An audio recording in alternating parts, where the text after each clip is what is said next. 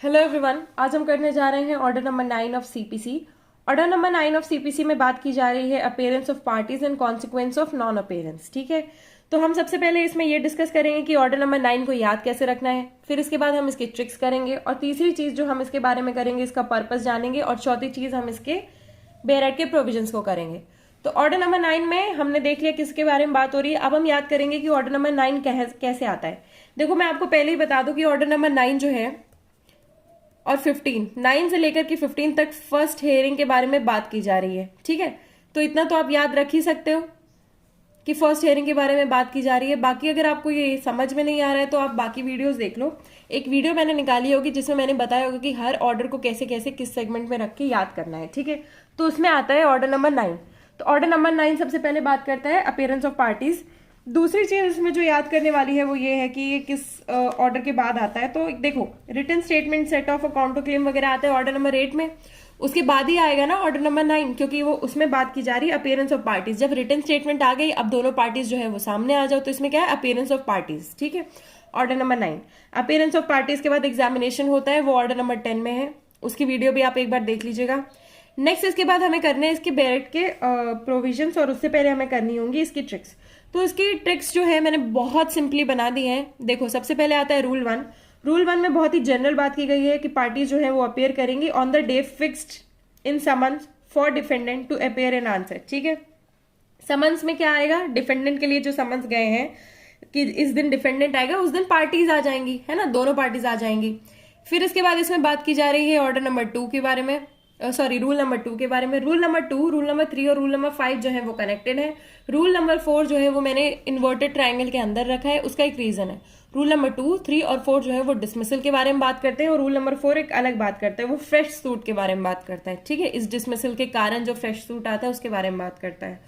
तो rule number 2 में जो सबसे पहला डिसमिसल है वो क्यों होगा, वो इसलिए होगा कि देखो, समन्स जो है वो डिफेंडेंट पे सर्व नहीं किए गए। ये जो मैंने कट मार्क लगाया है, ठीक है, समन्स जो है वो डिफेंडेंट पे सर्व नहीं किए गए। क्यों? क्योंकि प्लेंटिफ ने पैसे नहीं दिए, एक लिमिटेड टाइम में जो है प्लेंटिफ ने पैसे नहीं दिए। ठीक है, नेक्स्ट इसके बाद रूल नंबर 3 है कि दोनों पार्टी अपेयर नहीं करती हैं। ठीक है, ये इधर प्लेंटिफ है, ये इधर डिफेंडेंट है, दोनों अपेयर ही नहीं कर रहे हैं, है ना, कट मार्क लगाया हुआ है। इधर क्या है कि डिफेंडेंट अपेयर नहीं कर रहा है, इधर दोनों पार्टीज अपेयर नहीं कर रही हैं।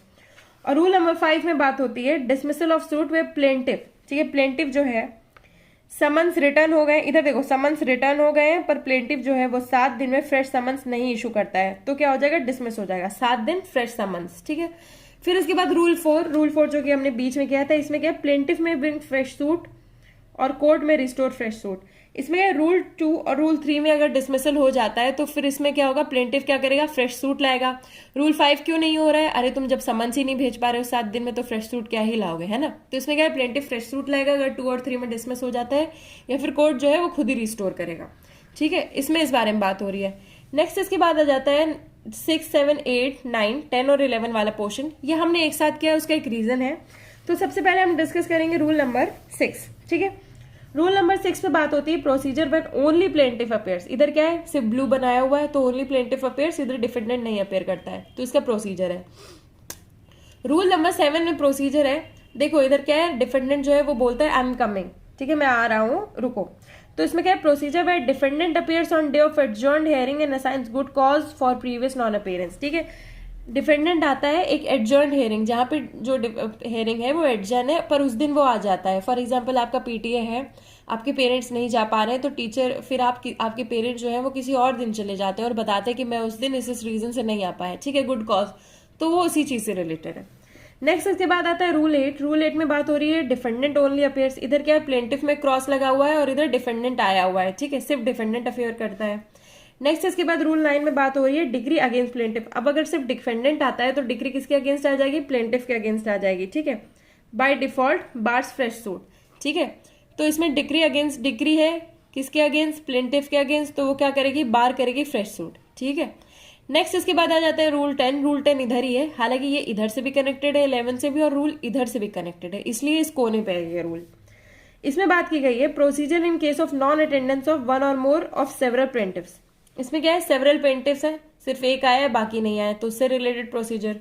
और रूल 11 में बात हो रही है procedure in case of non appearance of, sorry, non attendance non attendance of one और मोर ऑफ सेवरल डिफेंडेंट्स। इसमें क्या है, बहुत सारे, इधर क्या है, बहुत सारे प्लेंटिफ्स में से एक प्लेंटिफ आया है, बहुत सारे डिफेंडेंट में से एक डिफेंडेंट आया है, ठीक है, उससे रिलेटेड प्रोसीजर है। नेक्स्ट इसके बाद आते हैं, अब इसमें हम बात करते हैं रूल नंबर 12, 13 और 14 में तीन ही रूल्स बचे हैं। 12 में बात हो रही है कॉन्सिक्वेंस ऑफ नॉन अटेंडेंस, ठीक है। इसमें क्या है, पार्टी जो है जिसको इन पर्सन अपेयरेंस के लिए बोला गया था वो नहीं आती है और उसके पास कोई सफिशिएंट कॉज भी नहीं होता है, ठीक है। रूल नंबर 12 में उसके बारे में बात हो रही है, क्योंकि पार्टी जो है इन पर्सन जो है पर्टिकुलर रीजंस की वजह से आना जरूरी होता है। नेक्स्ट इसके बाद क्या है, रूल नंबर 13। रूल नंबर 13 बात करता है एक्स पार्टी, ठीक है। एक्स पार्टी डिग्री के बारे में बात करता है, किसके अगेंस्ट, डिफेंडेंट के अगेंस्ट। तो उसको क्या कर रहा है, setting aside x party degree against defendant, ठीक है। एक्स पार्टी डिग्री जो डिफेंडेंट के अगेंस्ट आ गई है, कब आई है, देखो इस वाले पोर्शन पे आई है, वो जहां पे रूल नंबर 6 में जहां पे डिफेंडेंट आया नहीं था, ठीक है। तो एक्स पार्टी इसके अगेंस्ट डिग्री आ गई, तो उसमें क्या है, अगेंस्ट डिफेंडेंट अगर डिग्री आ गई तो सेटिंग असाइड करवाने के लिए डिफेंडेंट ही भागेगा। और वो कैसे होगी, रूल नंबर 14 में लिखा है विद नोटिस, ऑपोजिट पार्टी को नोटिस दिया जाएगा, ठीक है। तो इसमें रूल नंबर 14 में बात हुई है no degree to be set at aside without notice to opposite party. तो इसमें ऑपोजिट पार्टी कौन सी होगी, प्लेंटिफ हो गई, ठीक है। तो प्लेंटिफ को आप नोटिस दोगे ताकि उसको सेट असाइड कर सको। अब हम चलते हैं इसके बेरेट के प्रोविजंस पे। तो इसकी हेडिंग आपने देख ही ली, appearance of parties and consequence of non appearance, ठीक है।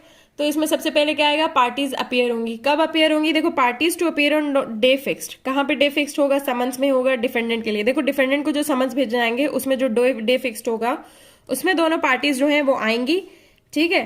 Unless the hearing is adjourn to a future day fixed by the court, ठीक है। एक्सेप्शन क्या है, जब तक एडजर्न नहीं हो जाता तब तक, कोर्ट जब तक बोल नहीं देता तब तक तुम्हें आना ही पड़ेगा। नेक्स्ट इसके बाद आता है रूल 2। रूल 2 में बात हो रही है dismissal of suit where summons not served in consequence of plaintiff's failure to pay cost. इसमें क्या है, प्लेंटिव जो है वो पैसे नहीं दे पाता है टाइम पे, जिस दिन फिक्स होता है उस दिन डिफेंडेंट नहीं आ पाता है, फिर पता चलता है कि अरे प्लेंटिव ने क्या किया, कॉस्ट नहीं किया, पे नहीं किया, ठीक है। तो फिर इसके बाद क्या होगा, in consequence of the failure of plaintiff to pay the court fee और पोस्टल चार्जेस, ठीक है। कोर्ट फी नहीं दे पाता है, पोस्टल चार्जेस नहीं दे पाता है, if any chargeable for such service और फेलियर टू प्रेजेंट कॉपीज, या फिर क्या है वो कॉपीज प्रेजेंट नहीं कर पाता है। तीन चीजें हैं, पहला क्या है, कोर्ट फी नहीं दे पाता है, दूसरा पोस्टल चार्जेस नहीं दे पाता है, तीसरा कॉपीज नहीं प्रेजेंट कर पाता है, जो कि रूल 9 में रिक्वायर्ड है ऑफ ऑर्डर 7, ठीक है। ऑर्डर 7 का रूल 9 में जो रिक्वायर्ड है, तो कोर्ट क्या करेगा, ऑर्डर करेगा सूट बी डिसमिस्ड, ठीक है। सूट क्या करेगा, डिसमिस करेगा। प्रोविजो है कि no such order shall be made in if notwithstanding such failure the defendant attends in person और बाय एजेंट, ठीक है।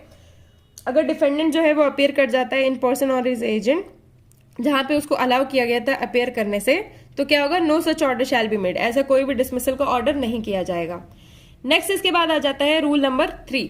रूल नंबर 3 में बात हुई है where neither party appear suit to be dismiss. अब दोनों ही पार्टी नहीं आ रही है तो सूट क्या होगा, डिसमिस हो जाएगा जब दोनों गायब है। नेक्स्ट इसके बाद रूल 4 में बात हो रही है प्लेंटिफ में ब्रिंग फ्रेश सूट और कोर्ट में रिस्टोर सूट टू फाइल। अब देखो जहां पे क्या है, डिसमिस हो गया है सूट, किसमें, रूल 2 में, रूल 3 में, बस इतना याद रखना है, ऊपर के जो दो रूल्स हैं उसमें क्या है, डिसमिस हो गया। तो प्लेंटिफ क्या करेगा, subject to the law of limitation law से सब्जेक्ट होगा। क्यों, लिमिटेशन लॉ की कोई वैल्यू है, जरूरी थोड़ी है तुम हर बार नया सूट ले आओ, है ना। Subject to the law of limitation क्या करेगा, सूट नया सूट लाएगा, अप्लाई करेगा to set aside the dismissal, ठीक है, डिसमिसल को सेट असाइड करवाएगा। और एक और चीज है, and if he satisfied the court that there was sufficient cause for such failure as is referred to in rule 2 और for his non appearance as the case may be, तो court क्या करेगा, ऑर्डर करेगा, set aside करेगा dismissal, ठीक है। या तो कोर्ट जो है वो, देखो पहली चीज या तो वो फ्रेश सूट लाएगा adhering to the law of limitation, दूसरी चीज ये कि या तो वो डिसमिसल सेट करवाएगा कोर्ट से बता के, क्या बता करके, सफिशिएंट कॉज, ठीक है, सफिशिएंट कॉज, ये देखो सफिशिएंट कॉज लिखा हुआ है। तो दो चीजें होंगी, पहला या तो वो क्या करेगा, फ्रेश सूट लेके आएगा, दूसरा या तो वो पुराना सूट को क्या डिसमिसल जो है वो सेट असाइड करवाएगा। नेक्स्ट इसके बाद आ गया रूल नंबर 5। रूल नंबर 5 जो है ये लास्ट डिसमिसल है। इसमें कौन सा डिसमिसल है, डिसमिसल तब होगा where plaintiff after summons return, summons जो है इसमें वापस आ गए हैं पर प्लेंटिफ जो है वो 7 दिन में क्या कर रहा है, नया फ्रेश समन्स नहीं वो फॉलो अप करवा पा रहा है, ठीक है। फिर इसके बाद क्या है, इसमें ये तो मैंने बता ही दिया कि 7 दिन में क्या कर रहा है, return made to the court, the officer ordinarily certifying to the court returns made by the serving officer to apply fresh suit, ठीक है। उसमें वो बोलते हैं कि अब तुम फ्रेशली इश्यू करो समन्स को, पर क्या कर रहा है, प्लेंटिफ जो है नहीं करवा पा रहा है, ठीक है। तो इसमें क्या है, unless the plaintiff has with in the set period satisfied the court. देखो इसमें प्लेंटिव को ये 3 चीजें सेटिस्फाई करवानी पड़ेंगी ताकि वो डिसमिसल ना हो, अदरवाइज जो है 7 दिन में वो नहीं करता है, ये इसकी लिमिटेशन है, तो क्या होगा, सूट जो है वो डिसमिस हो जाएगा। तो इसमें फर्स्ट क्या है, failed after using his best endeavours to discover the residence, उसे घर का ही पता नहीं पता था तो कैसे वो सूट सर्व करवा पाता, सॉरी समन सर्व करवा पाता। दूसरी चीज, अगर जो डिफेंडेंट है वो अवॉइड कर रहा है उस सर्विस को।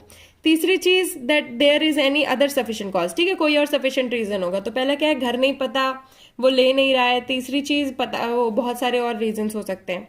नेक्स्ट इसके बाद क्या है, अगर ऊपर के कुछ रीजन है तो इन सर्टेन रीजन में क्या कर देगा, कोर्ट जो है एक्सटेंड कर देगा time for making such appearance for such period as it thinks fit, ठीक है, टाइम एक्सटेंड कर देगा।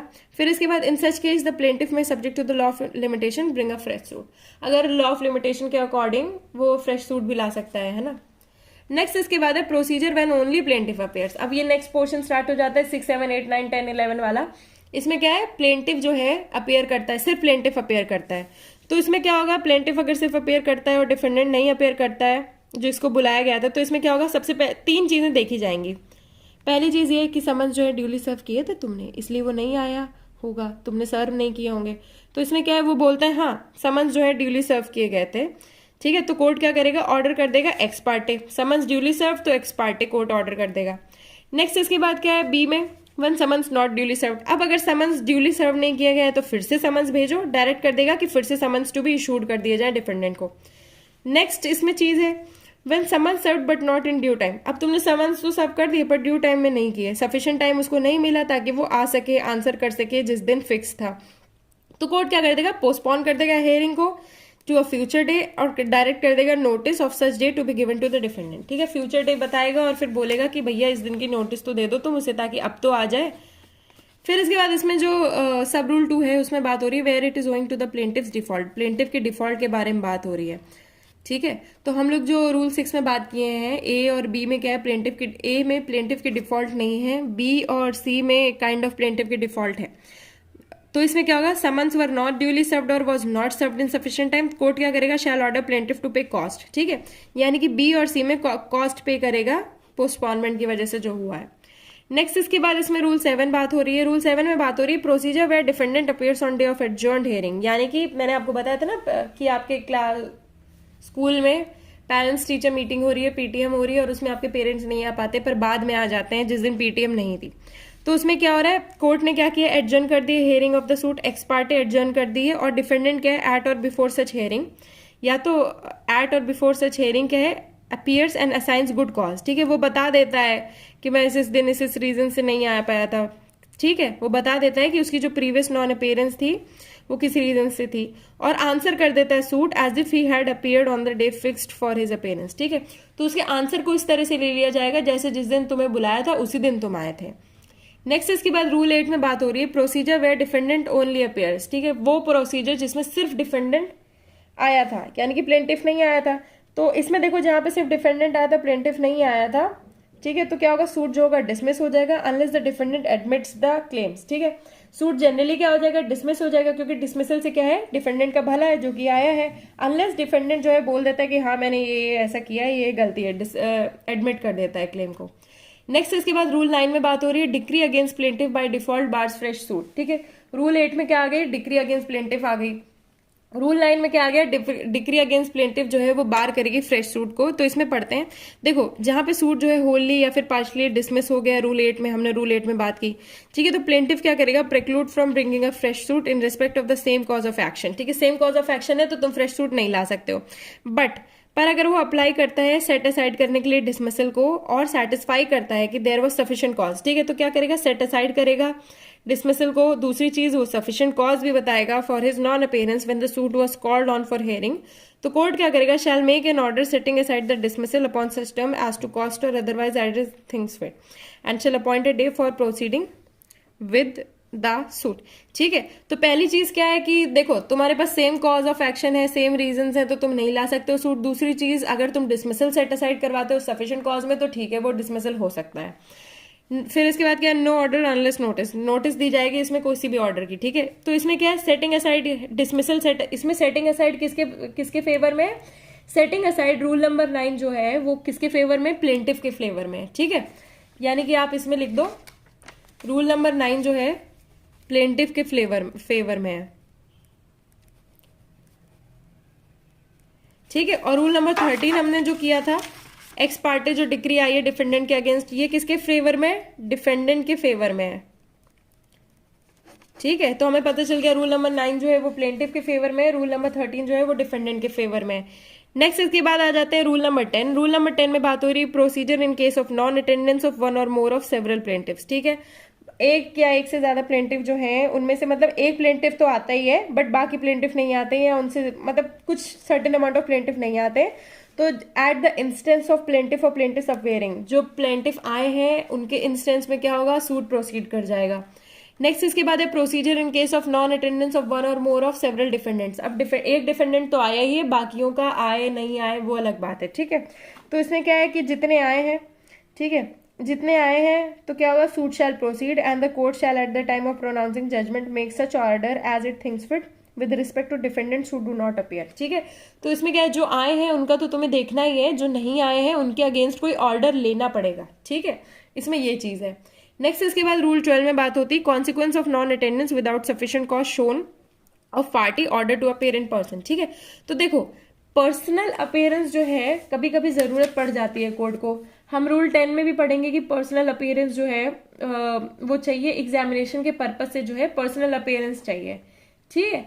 तो उसी चीज से रिलेटेड है ये। अब इसमें बात करते हैं हम कि देखो वेयर प्लेंटिफ और defendant who has been order to appear in person, जिसको इन पर्सन अपीयरेंस के लिए बुलाया गया था और वो क्या है, does not appear in person, आता नहीं है, या फिर सफिशिएंट कॉज जो है वो शो नहीं करता है, ठीक है, ताकि and failing so to appear, sufficient cause भी नहीं शो करता है, आता भी नहीं है, तो ही shall be subject to all the provisions of the foregoing rules applicable to the plaintiff and defendant respectively who do not appear, ठीक है। अगर उसका पर्सनल अपीयरेंस नहीं है तो उसको जनरल नॉन अपीयरेंस की तरह देखा जाएगा और फिर उसके अगेंस्ट प्रोसीड किया जाएगा, ठीक है। अगर प्लेंटिफ है तो उसके अगेंस्ट, नहीं है तो डिफेंडेंट है तो उसके अगेंस्ट। नेक्स्ट इसके बाद बात हो रही है इसी वाले पोर्शन में setting aside decree x Partey, ठीक है। अब देखो जो डिक्री एक्स पार्टे आई है उसको सेटिंग असाइड करने की बात हो रही है, और हमने रूल नंबर 9 में भी बात की थी डिसमिसल को सेट असाइड करना है। इसमें डिक्री को सेट असाइड करना है, उसमें डिसमिसल को सेट असाइड करना है। तो सेटिंग असाइड जो है वो रूल नंबर 9 में प्लेंटिफ के फेवर में है और रूल नंबर 13 में डिक्री सेट असाइड करना डिफेंडेंट के फेवर में है। अब इसमें क्या है, setting aside decree x Partey against defendant. अगर डिक्री आ गई है डिफेंडेंट के अगेंस्ट एक्स पार्टे तो उसको सेट असाइड करना। तो इसमें क्या है, डिक्री जो है वो पास हो गई है अगेंस्ट डिफेंडेंट, तो वो अप्लाई करेगा, ठीक है, कोर्ट को, by which the decree was pass, जिसने डिक्री पास की थी, ताकि वो ऑर्डर करे सेट असाइड करने का। और उसको क्या क्या सेटिस्फाई करना होगा, if he satisfied the court that summons was not duly serve. पहली चीज क्या है, समन्स जो है वो ड्यूली सर्व नहीं किए गए थे। दूसरी चीज क्या है, he was prevented by any sufficient cause, summons नहीं आए थे, मैं किसी कारण से रोका गया था, ठीक है। When the suit was called on for hearing, तो कोर्ट क्या करेगा, make an order setting aside the decree. Court क्या करेगा, ऑर्डर करेगा कि अरे इसे सेट असाइड करो, इसको समन्स ही नहीं, जब इसको पता ही नहीं है, या फिर दूसरी चीज इसको आने नहीं दिया गया, इसको पकड़ लिया गया है ना। अब इसका प्रोविजो ये है कि where the decree is of such a nature. दूसरी चीज ये है कि अगर डिक्री ऐसी है कि उसे सेट असाइड नहीं किया जा सकता है, ठीक है, against the defendant only, it may be set aside as against all or any of the other defendants also, ठीक है, कि सिर्फ उस डिफेंडेंट के अगेंस्ट सेट असाइड नहीं कर दिया जा सकता है, तो बाकी डिफेंडेंट्स के अगेंस्ट भी सेट असाइड किया जाएगा। प्रोविजो फर्दर ये है कि that no court shall set aside a decree passed ex parte merely on the ground that there has been an irregularity. देखो इरेगुलरिटी कई तरीके की होती है, बट इसमें किसी इरेगुलरिटी के बारे में बात की गई है, सर्विस ऑफ समन्स के बारे में, ठीक है, कि सर्विस ऑफ समन्स जो है वो थोड़ी सी सही तरीके से नहीं हुई, पर सर्विस तो हुई ना, इस चीज की वजह से सिर्फ सेट असाइड नहीं कर दिया जाएगा। If it is satisfied that the defendant had no notice, reason बस ये होना चाहिए कि तुम्हें पता ही नहीं था। दूसरी चीज ये नहीं कि वो सर्विस आके तुम्हारे घर में फेंक के चला गया, ठीक है, तुम्हें नोटिस होना चाहिए, ठीक है, और सफिशिएंट टाइम होना चाहिए ताकि तुम आके आंसर कर सको। नेक्स्ट इसके बाद एक्सप्लेनेशन इंपॉर्टेंट है, where there has been an appeal against a decree pass ex parte. Ex parte में देखो सेटिंग असाइड भी हो सकता है, अपील भी हो सकता है, ठीक है। Appeal has been disposed of on any ground, appeal जो है वो डिस्पोज हो चुकी है other than the ground that the appellant has withdrawn the appeal, no application shall lie under this rule of setting aside. अब देखो जब तुम्हारे पास ऑलरेडी अपील आ चुकी है, अपील तुमने करवा ली, तो सेट असाइड क्यों करवा रहे हो, कोई मतलब नहीं ना उस चीज का। नेक्स्ट और लास्ट जो इसका रूल है वो ये बात करता है no decree to be set aside without notice to opposite party. इसमें क्या है, ऑपोजिट पार्टी को क्या है, अगर एप्लीकेशन आई है ऐसी तो नोटिस दिया जाएगा ऑपोजिट पार्टी को। ऑपोजिट पार्टी कौन सी होगी, इधर प्लेंटिफ हो गई। रूल नंबर 9 में ऑपोजिट पार्टी कौन सी थी, डिफेंडेंट की थी। तो इसी के साथ हमारा जो ये ऑर्डर नंबर 9 कंप्लीट होता है। आई होप आपको ये ट्रिक्स वगैरह अच्छी लगी हो। इसका पर्पज ही बस ये है कि अपेयरेंस हो पार्टीज का, ठीक है। पार्टीज का अपेयरेंस होगा तभी तो एग्जामिनेशन होगा, जो कि ऑर्डर नंबर 11 में ऑर्डर नंबर 10 में किया है हमने। तो बस इसका पर्पज यही है। और अगर वो अपीयर नहीं करते हैं तो उससे रिलेटेड उनके साथ क्या क्या हो सकता है वो उस चीज़ों से रिलेटेड है। बाकी और इसमें और कुछ इंपॉर्टेंट नहीं है, पर अपीयरेंस जो है खुद में ज़रूरी है ताकि फर्स्ट हियरिंग हो सके, ठीक है। रूल नंबर 9 ऑर्डर नंबर 9 से हमारी जो है फर्स्ट हियरिंग स्टार्ट होती है। इसी के साथ हम कंप्लीट करते हैं अपना ये लेक्चर। आई होप आपको ये अच्छा लगा हो। आई होप कि आपको ये सारे ट्रिक्स मैंने जैसे आपको ऑर्डर याद करवाए वो अच्छा लगा हो। और अगर आपको ऑर्डर में अभी भी कंफ्यूजन हो रहा है तो आप इसकी वो वाली वीडियो देख लीजिएगा जिसमें सारे ऑर्डर्स के बारे में मैंने बहुत अच्छे से बताया है कि इसको कैसे कैसे आपको याद करना है, ठीक है। सीआरपीसी में भी वैसी वीडियो आ चुकी है, आप उसका लेक्चर देख लीजिएगा कि आपको सारे चैप्टर्स कैसे याद करने हैं, क्योंकि वो बहुत ज़रूरी है। आप एक कैटेगराइज कर दोगे एक एक चैप्टर को तो आपको समझ में आ जाएगी कि कैसे कैसे आपको करना है। बाकी इसी के साथ हम चलते हैं। आई होप आपको इस पूरा वीडियो अच्छा लगा हो, सब कुछ अच्छा लगा हो तो please give it a thumbs up. दूसरी चीज़ ये कि अगर आपको मेरे एफर्ट्स अच्छे लगते हैं तो please do like share comment and also please subscribe. Thank you.